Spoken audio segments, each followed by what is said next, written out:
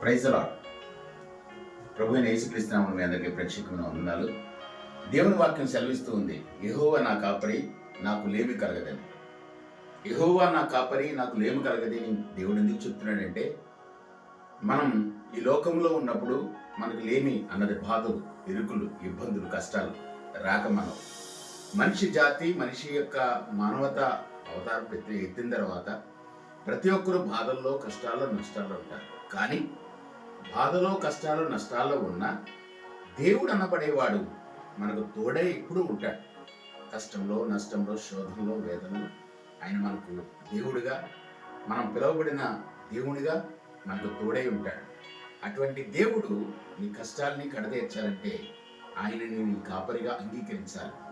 ఎవరైతే యెహోవా నా కాపరి, నాకు లేమి కలగదు అంటారో దేవుడు వాళ్ళని పచ్చికల చోట్ల పరుండ చేస్తాడట, శాంతికరమైన జలాల యొద్దకు నడిపిస్తాడట. ఆమేన్. Praise the lord.